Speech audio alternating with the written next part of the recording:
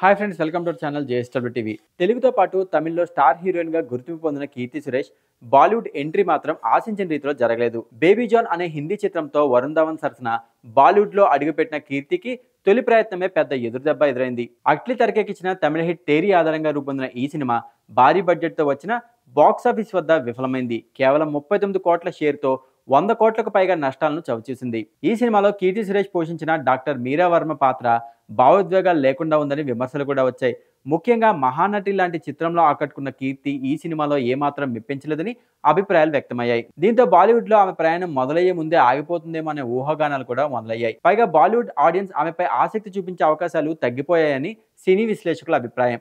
అయితే తాజాగా బాలీవుడ్ వర్గాల్లో వినిపిస్తున్న టాక్ ప్రకారం కీర్తి సురేష్ కు మరో బిగ్ ఛాన్స్ రాబోతుందట. రణబీర్ కపూర్ సరసన ఒక ఎమోషనల్ లవ్ స్టోరీ కోసం ఆమెను ఎంపిక చేయాలనే ఆలోచనలో ఉన్నారు నిర్మాతలు. ఇది ఫైనల్ నిర్ణయం కాకపోయినా చర్చలు కొనసాగుతున్నాయని సమాచారం. ఇప్పటికే లవ్ అండ్ వార్, రామాయణం, ధూమ్ 4 వంటి ప్రాజెక్టులతో బిజీగా ఉన్న రణబీర్ కీర్తితో స్క్రీన్ షేర్ చేసుకుంటే అది కీర్తి కెరీర్ కు కొత్త బూస్ట్ అవుతుందని భావిస్తున్నారు. ఈసారి కీర్తికి స్క్రిప్ట్, పాత్ర అన్ని కలిసి వస్తే తప్పకుండా మంచి గుర్తింపు రావచ్చు అంటున్నారు. ఇప్పటికే సౌత్ ఇండస్ట్రీలో టాలెంట్ ని ప్రూవ్ చేసుకున్న ఆమె బాలీవుడ్ లో మళ్ళీ రాబోయే అవకాశాన్ని వినియోగించుకుంటే భారీగా రీ ఎంట్రీ ఇచ్చే అవకాశం ఉందని ఫ్యాన్స్ ఆశిస్తున్నారు.